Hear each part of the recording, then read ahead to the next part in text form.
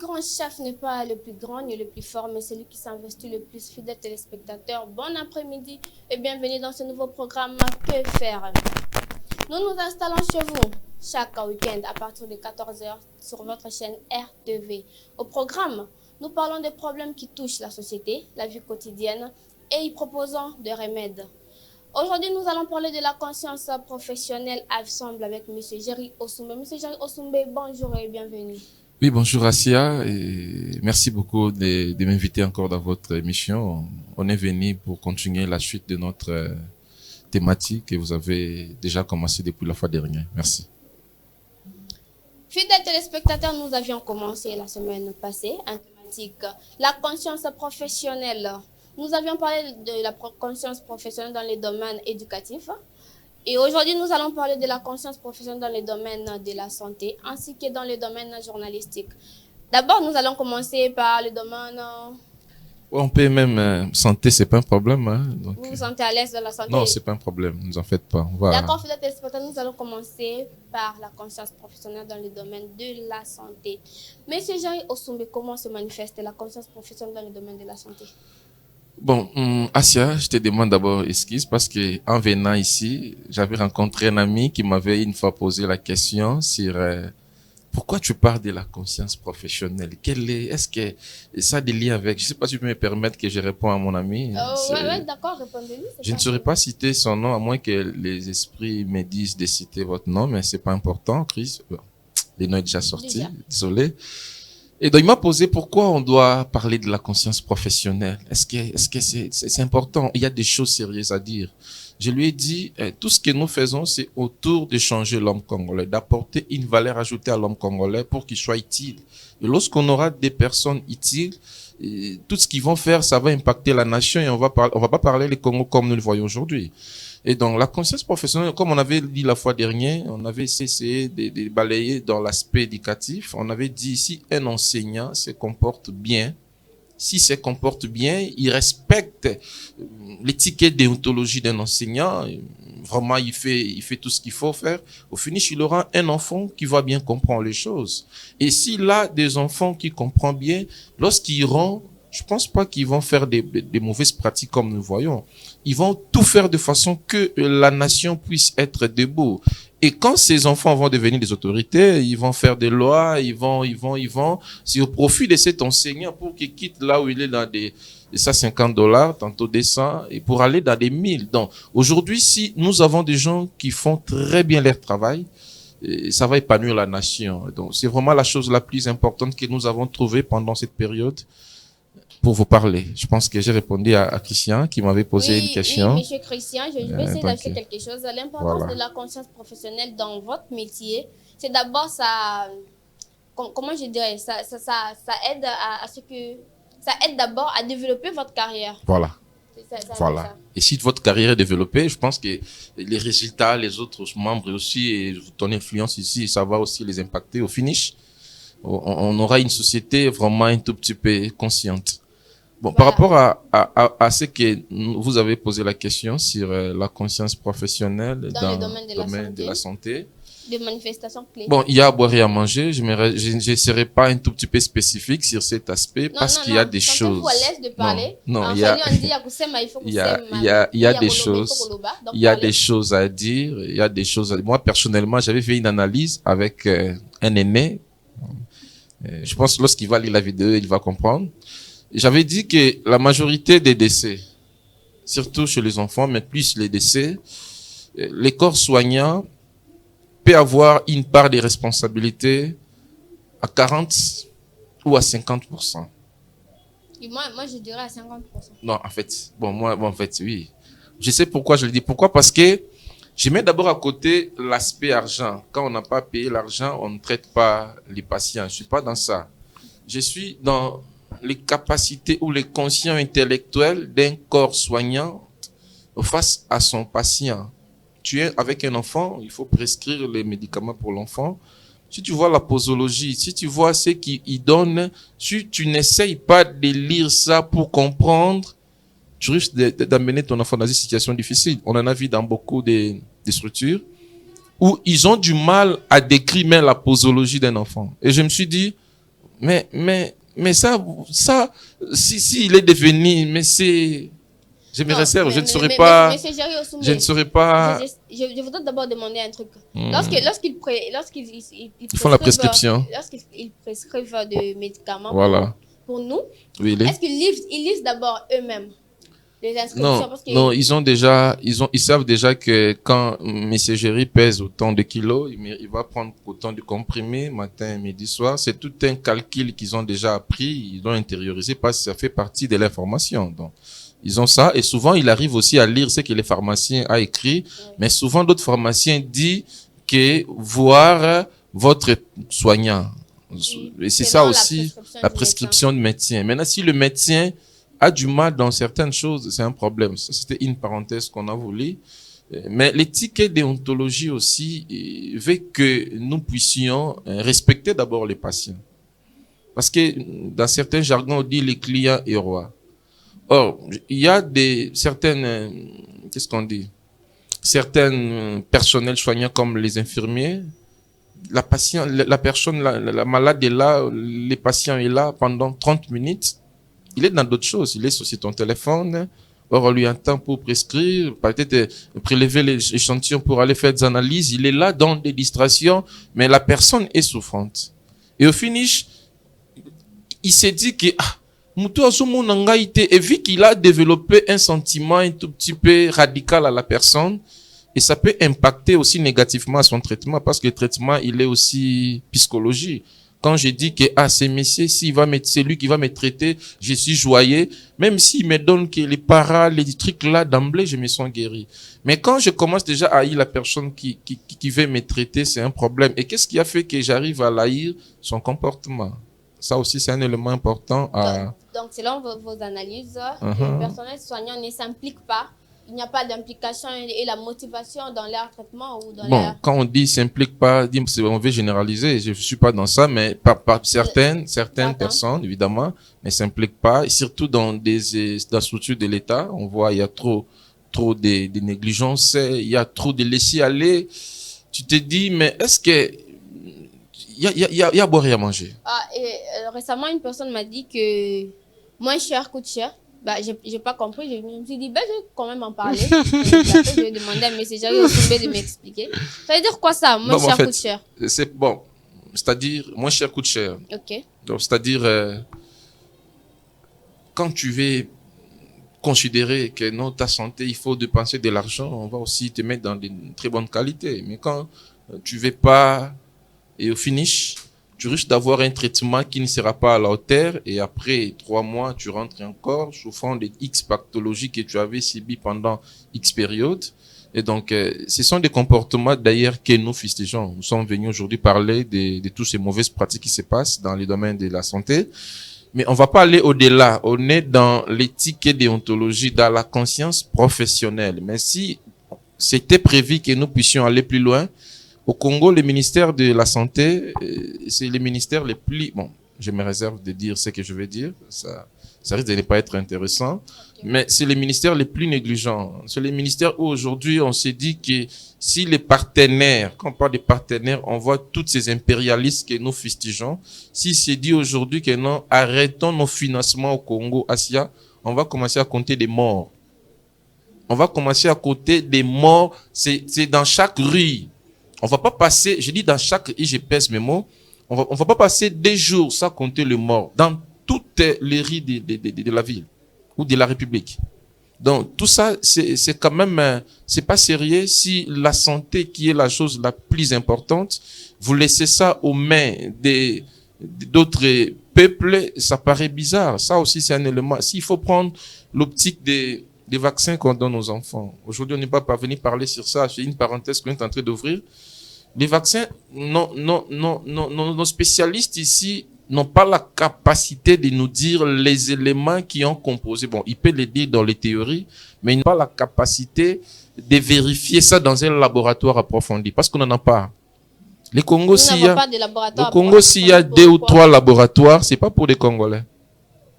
Des laboratoires approfondis, pourquoi? En fait, parce que tous les vaccins que l'on donne aux enfants, les BCG et tous ces vaccins, voire même les Mpox et tant d'autres, Ce sont des vaccins. Il faut vérifier, on donne quoi à la population?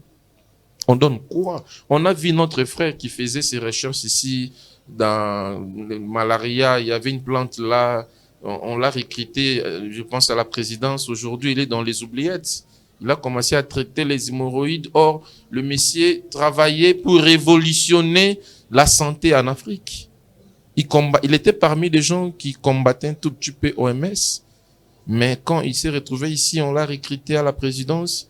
On a oublié. C'est comme si... Non, apparemment, dans les systèmes de notre pays, lorsque quelqu'un développe une certaine capacité, on les recrute au gouvernement, c'est peut-être pour l'étouffer. Ben, je sais pas.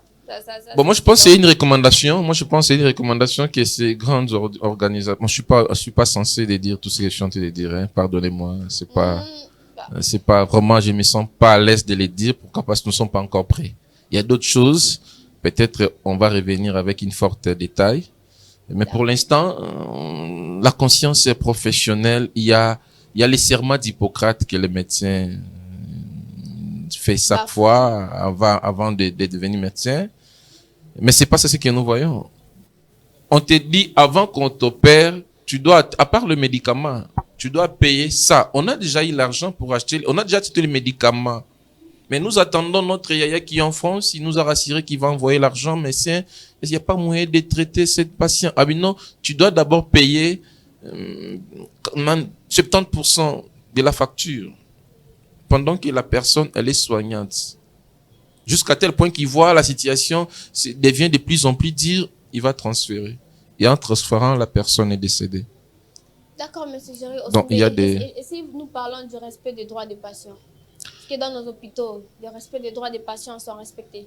Oui, dans certains hôpitaux, surtout publics et privés, là-bas, on voit il y a un peu une considération un tout petit peu, mais c'est pas vraiment ce que nous voyons. Les patients, il n'y a pas de respect entre les patients, comme on avait dit au début que les clients est roi. Et quand on est face à une personne qui fait que tu puisses être appelé médecin ou infirmier, parce qu'il n'est pas là, on va pas t'appeler médecin, on va pas t'appeler infirmier, on va pas t'appeler corps soignant d'une manière générale. Mais quand il est en face de toi, tu le respectes pas. Tu le dégrades. Pourquoi? Parce qu'elle est souffrante.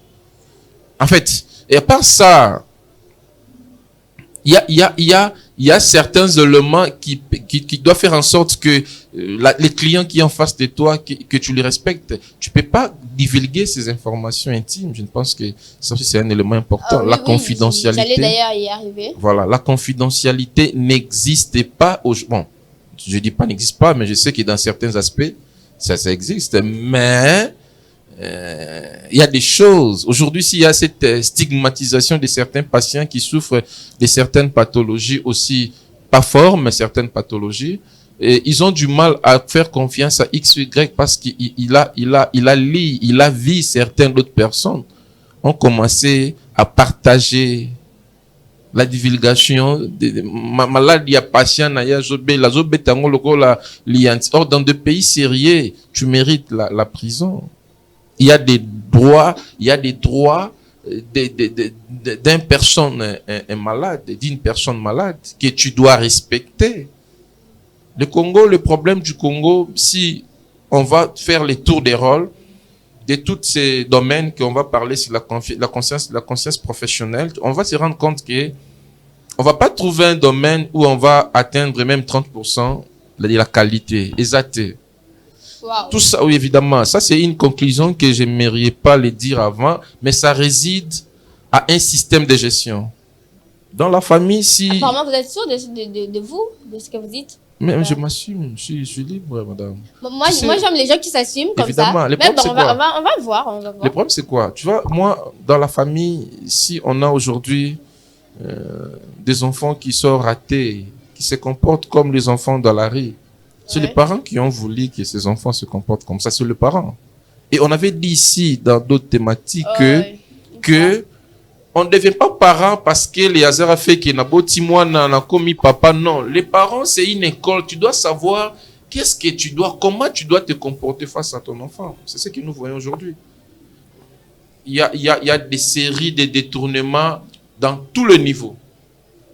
Et Moi, je pensais qu'on pouvait avoir des prisons remplies de détourneurs. Moi, je pensais. Parce que Moi, ça, je pense plutôt qu'on devrait avoir des écoles de comment devenir parent. ça aussi, c'est un élément. Bah. Ça aussi, bon, si on a créé des pareilles écoles, je pense qu'on peut aussi être parmi les instructeurs dans certains cours pour aider certains parents à réfléchir parents. Parce qu'on a l'impression que il y a des gens, il sait pas s'occuper, partager à son enfant, mais il s'est dit parent. Et c'est une bombe à retardement. Tout ça, ça montre degré à Mboka Toza parce que la population, c'est pas comme.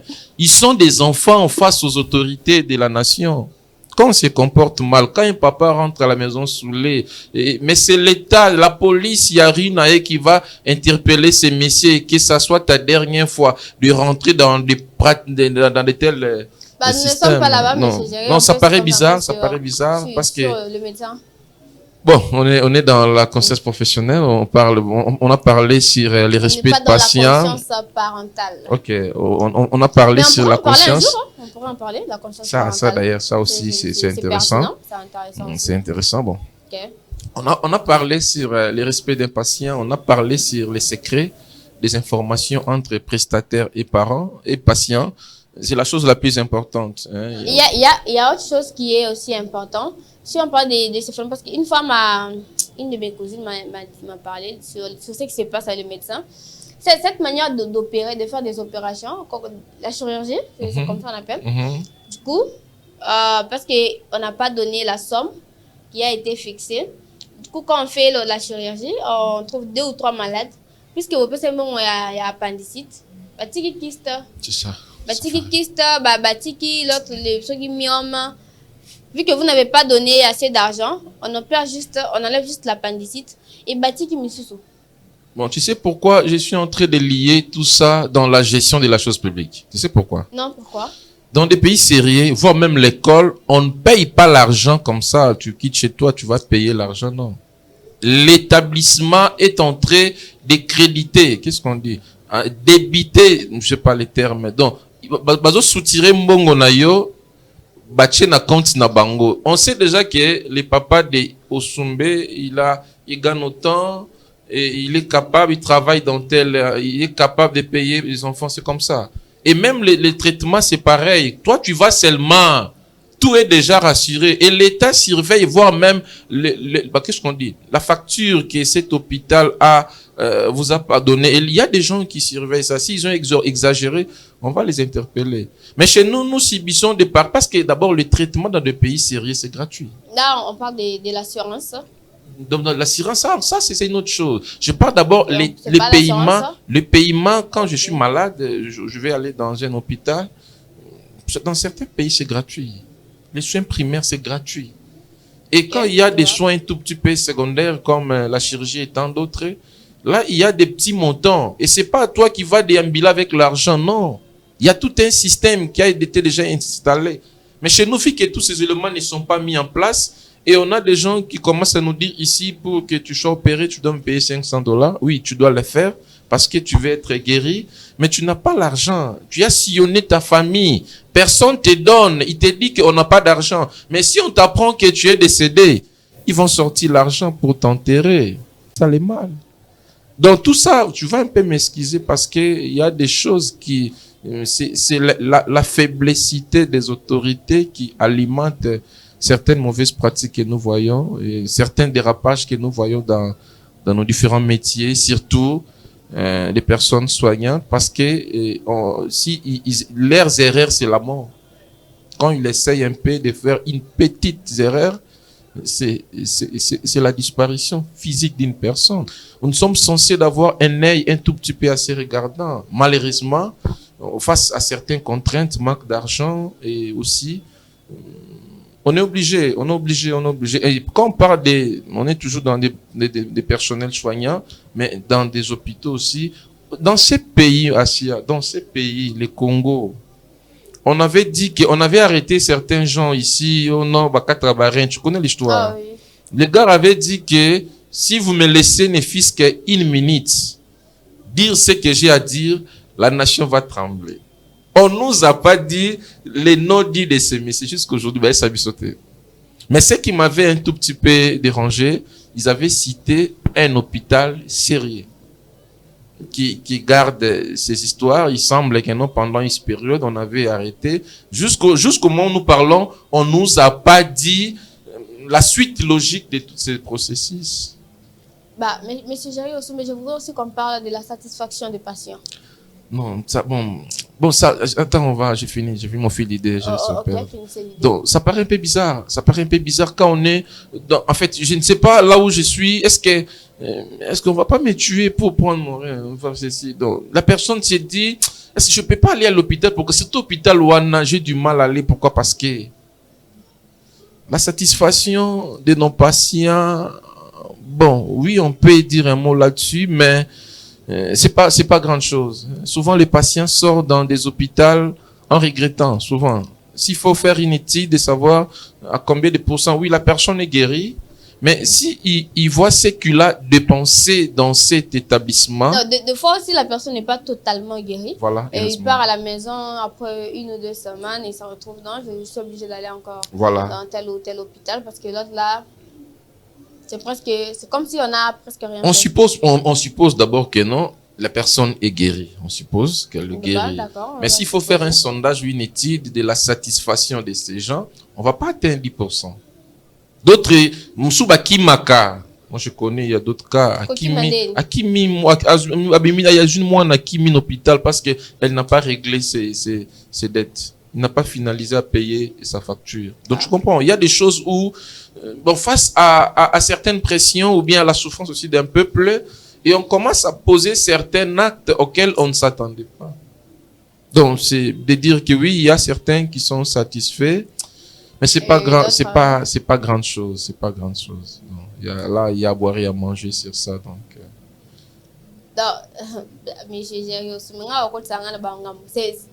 Donc, vous estimez qu'au moins 2 à 5% ou 2 à 3%? Bon, s'il faut aller dans l'optique des pourcentages, bon, je ne sais pas, hein, de là, peut-être, ça peut être un tout petit peu exorbitant.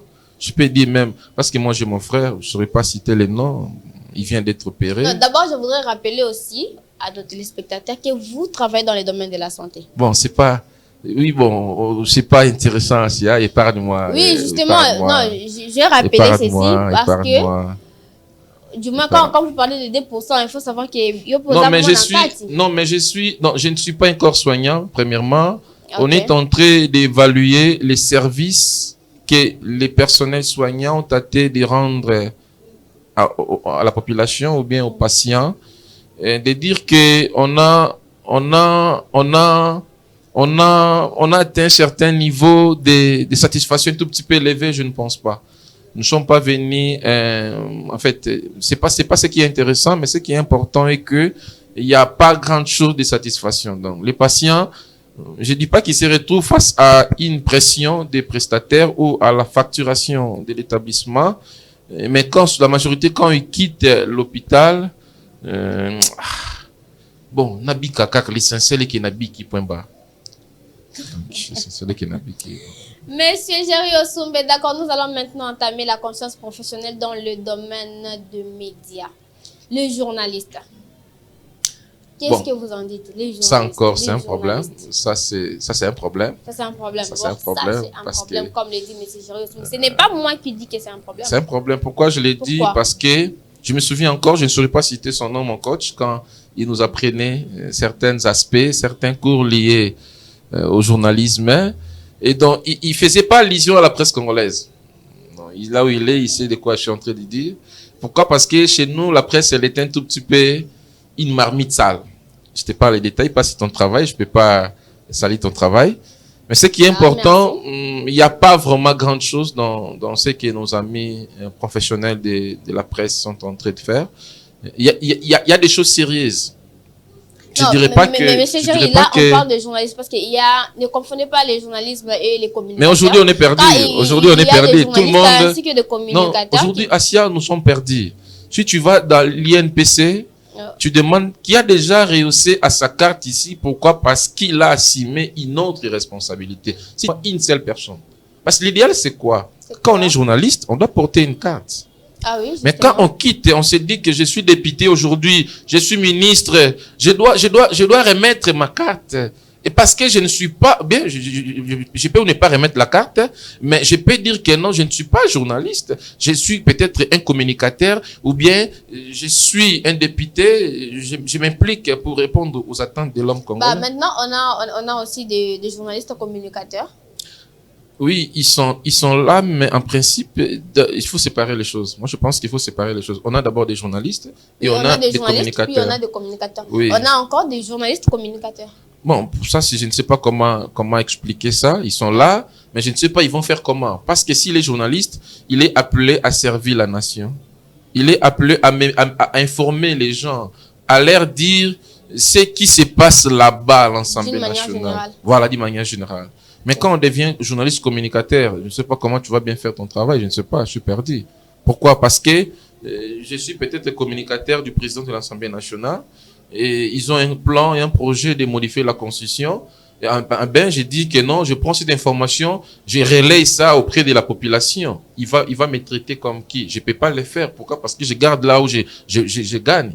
En d'autres termes, je dis que tout ce qui se dit journaliste, communicateur, je pense qu'ils sont des communicateurs et non des journalistes. Moi, je pense, c'est un point de vue qui est personnel.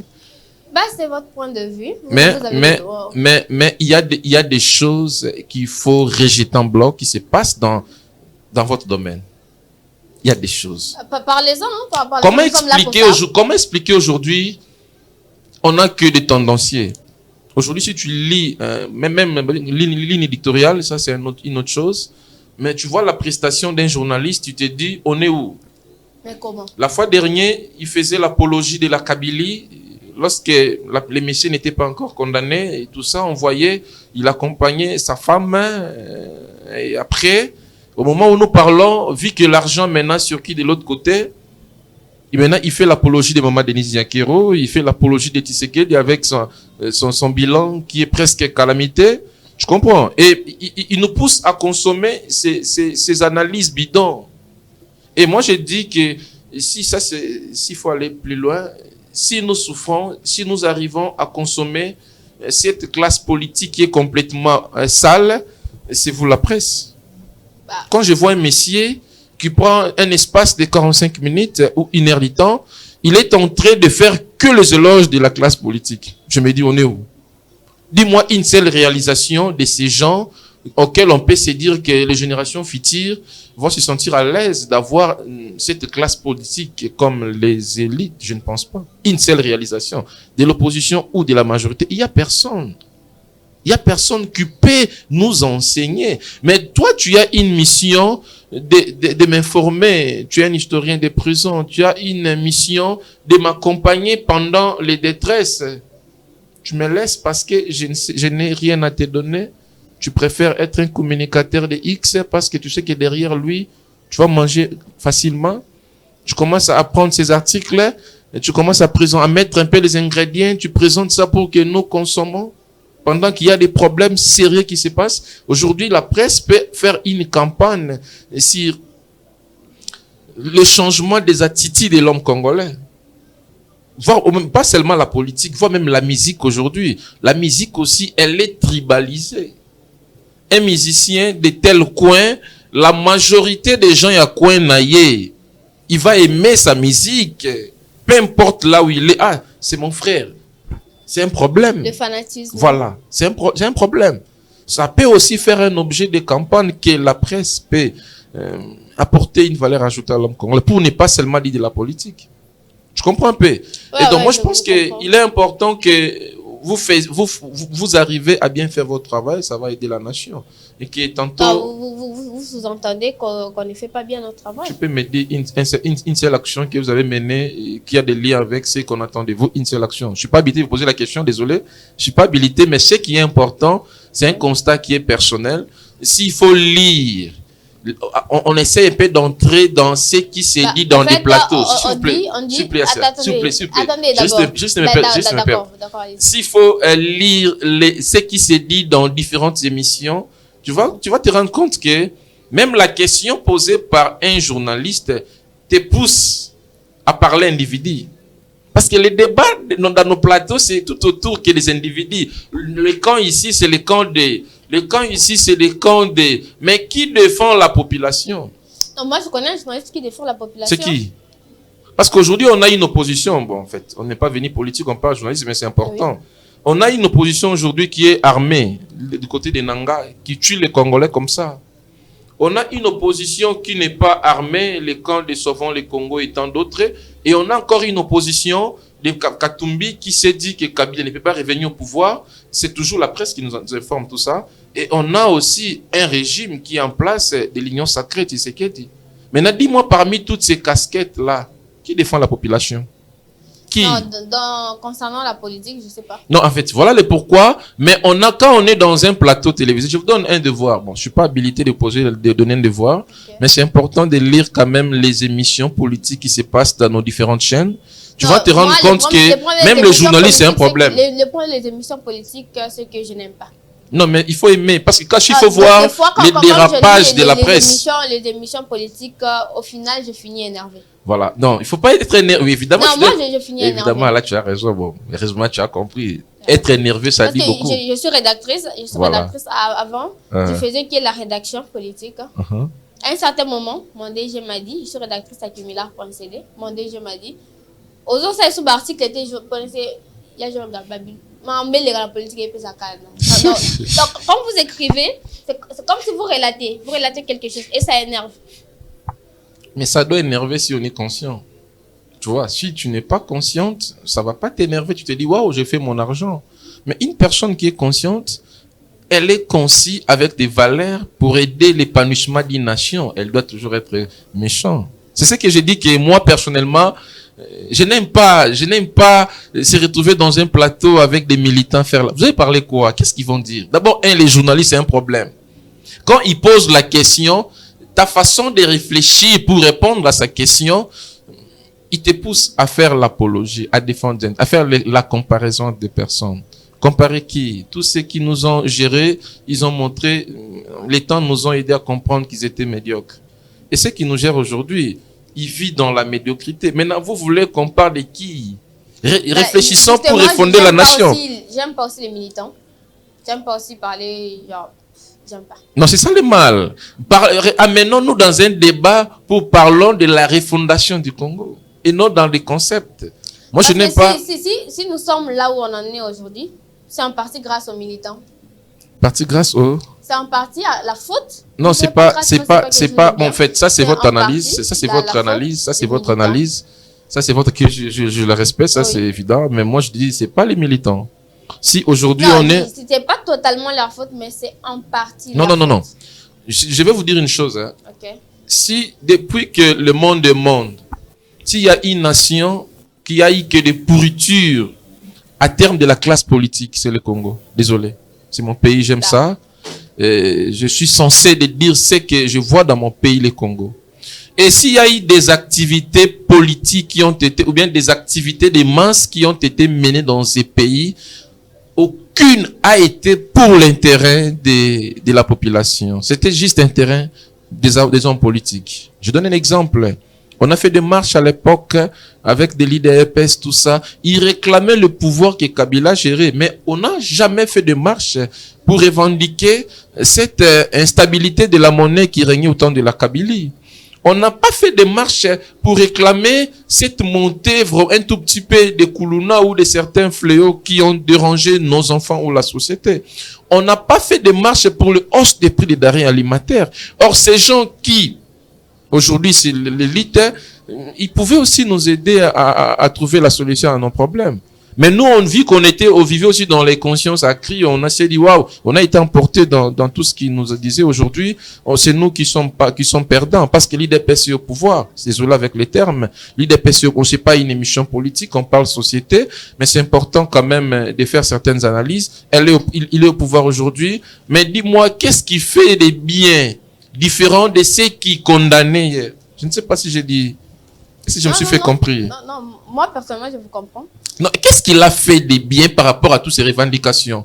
S'il faut poser la question, à notre collègue Sergui Rossi qui était décédé par rapport à une gestion un tout petit peu un peu bizarre qui Kabila faisait. Mais si il faut poser la question, pourquoi on continue à faire du mal pendant que on a lutté pour un état de droit? On a perdu des gens dans ces pays. C'est pas pour que nous voyons toute cette gestion comme si c'est un club d'amis qui essaie de droit, parce que récemment tous mes comptes Facebook ont été bannis de Facebook. Pourquoi bannis? Et mes 2 comptes Facebook ont été bannis. Parce que après que j'ai écrit le message, c'était qui ce musicien qui a lancé un message au président de la République? Là, ok, je connais le gars. Bon. Je connais les gars, je connais. Les 2 comptes ont été bannis de Facebook. Mais qui peut être derrière ça? Tu comprends un peu l'État, donc comme si. Du coup, je me dis qu'il n'y a pas de droit dans cet État. Bon. On ne peut pas parler. Il y a des droits, mais qui n'est pas compris. Il y a des droits dans quel sens? Dans quel sens? Juste les gens qui ont le pouvoir, les gens qui ont un certain niveau, on les protège, on les sécurise. Aujourd'hui, cynique. Évidemment. C'est ça le mal. Et tout ça, les gens ignorent que on est en train de détruire la nation. Parce que les gens qui aiment, ce ne sont pas ceux qui sont ensemble avec le chef, mais ceux qui disent au chef ce qu'il doit faire. On en a fait autant de Kabila, les fils. On le fait aujourd'hui autant que Félix. Et on le fera encore si on va nous amener quelqu'un d'autre qui viendra avec une gestion complètement, en fait, calamiteuse comme celle qu'on est en train de voir. Excusez-moi avec le terme que je suis en train d'employer. Et ça paraît un peu bizarre. Tout ça, c'est la presse qui nous permet à consommer tous ces salades. C'est la presse congolaise. On ne sait pas, un journaliste qui anime une émission politique, ou souvent politique, sa façon de poser la question détruit déjà la personne. Même si tu avais pas envie de faire l'apologie d'individu, mais quand il t'a vu, il te dit que non, toi tu es de telle obédience, et toi tu fais ça. Mais le fait de te poser cette question, ça te pousse à nous éclater un peu la démagogie qui se dit dans votre officine politique. Ça paraît bizarre. Quand tu poses ta question, quand tu vois que la personne veut sortir dans le plan que tu as mis, il faut recadrer. Non, mon cher, ici, on n'est pas venu parler des individus, on parle de cette question. Monsieur Jerry, vous pensez que dans l'état actuel, il y a la liberté de la presse? Bon, il y a la liberté. Déjà qu'on nous impose de fois que non, il faut pas relayer ceci, il faut pas dire ceci. Non, mais il y a quand on a accepté ce que nous sommes, parce que la démocratie, c'est le pouvoir de nos peuples. Est-ce qu'on a le pouvoir? Parce qu'on parle de liberté de la presse, on fait partie de la démocratie.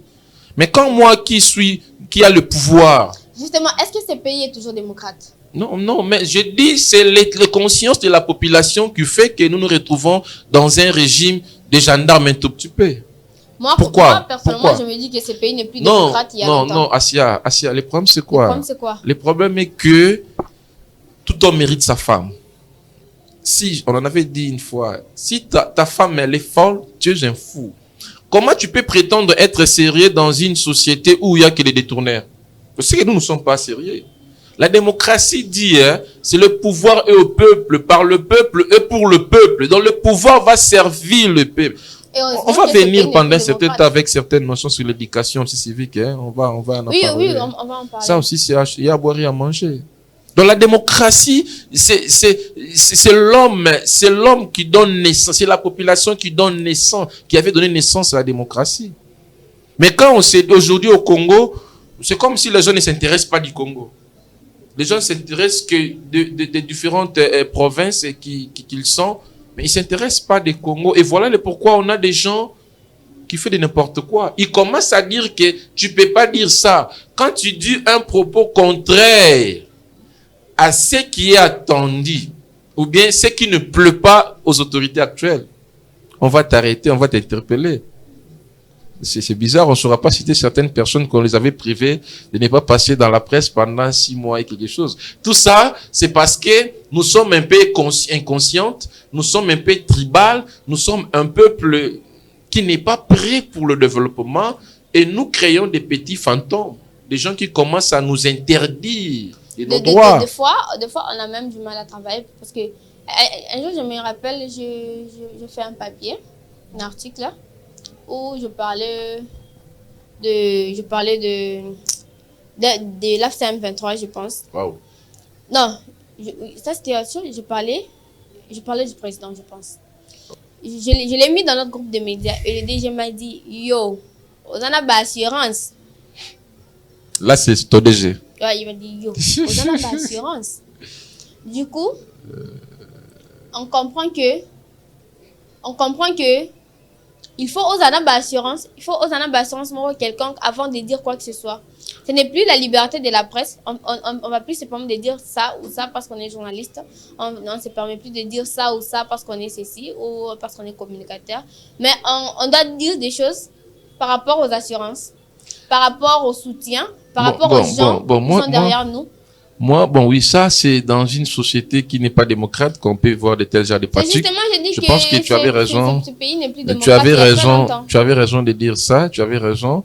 Mais moi, je pense que quand tu veux publier ton papier, s'il y a des sources, tu as des sources quand même qui motivent ton article. En principe, tu dois publier bien sûr, ça. On ne fait pas de voilà, si tu avais des sources qui étaient fiables, tu peux. On ne publie pas un article de presse sans preuve. Voilà. Et c'est fini. Et c'est fini. Ça ne vaut pas la peine de... Bien qu'il y ait des preuves, comme ce que j'ai fait pour que mon compte soit banni, il y avait des preuves. Ah bon? Déjà, ce n'était pas un message personnel, c'était le message d'une autre personne que j'ai juste pris. Non, je connais la vidéo, j'ai lu ce que les gars avaient dit. Bon, souvent, nous, on est un peu problème, hein. Nous, dans ce pays, et ceux qui te combattent, c'est pas les chefs qui te combattent. Tu vois, les gens ignorent beaucoup d'autres choses. Mobutu était un tout petit peu nationaliste, mais c'est son entourage qui lui a rendu, qui lui a transformé à un dictateur. Et je crains que ces mêmes personnes qui ont transformé Kabila dictateur, et c'est la même personne qui est en train de rendre Tshilombo le plus dictateur de l'histoire du Congo.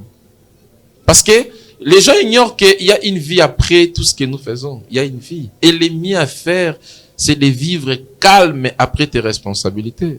Malheureusement. Monsieur Jarry Ossoume, nous sommes presque à la fin de notre programme parce que l'équipe technique me signale qu'il reste que... Dernier mot. 3 minutes. Dernier mot. Vas-y. Il ne reste que 3 minutes. Donc, dites le dernier mot. Bon, je vais dire un mot sur... sur ce qui se passe aujourd'hui à Kinshasa, précisément nous qui venons du Tchango. Le fait de chasser les mamans qui vendent dans la rue, évidemment, et ce qui m'a touché à le dire ici dans ce plateau, Asia, nous sommes dans le marché de la liberté, ils ont clôturé, c'est quand même un marché où ils ont clôturé, il y a des gens qui vont à l'intérieur. D'emblée comme ça, Moutati qui met ça naïe, Atiki kiosque naïe, Akuti, tout, Batumbi. Or, Moutouana, pour Azo Espace Wana, il a payé l'argent et il n'a pas payé na ville, a payé na bureau ya marché où il est sur place, ba yenaye, sala eloko na yo awa. Tu comprends? C'est l'administration en marché na Saliango. Mais aujourd'hui, on est face à une situation où on chasse tout le monde sauf rien. L'État ignore que, tu vois, quand moi je vois ça, ça m'énerve un tout petit peu. Je me souviens encore quand on était... Vous savez que vous êtes déjà hors de la conscience professionnelle. Non, ça c'est juste un dernier mot. Ça n'a rien à voir avec la conscience professionnelle. C'est juste un élément que j'ai voulu partager. Je voulais juste vous rappeler que vous êtes évidemment, déjà en dehors de ce oui, évidemment. Je me souviens encore quand j'étais enfant, quand on était à la maison, notre maman vendait des poissons fumés. Et lorsqu'on nous disait que on a chassé votre maman, à la maison, on était déjà perdu. On nous disait seulement qu'on ne va pas manger aujourd'hui. Nous tous à la maison, on était déjà perdus. Non, ça se faisait depuis longtemps. C'est une pratique ancienne. Tous ces gouverneurs-là, je dis avant l'entrée d'Afdel, tel genre de pratiques se faisaient. Et donc, moi, je pense qu'au moment où nous parlons, vous n'avez pas encore résolu les problèmes alimentaires. Tu ne peux pas dire à une personne que tu dois être propre pendant qu'il n'a pas mangé. Va te renfermer dans le point d'oreille, cher aîné. Vous êtes là pour répondre à nos attentes. Vous ne pouvez pas nous imposer ce que vous voulez, contrairement à ce que nous, évidemment, vous voulez assainir la ville. Mais il faut d'abord répondre à la question alimentaire.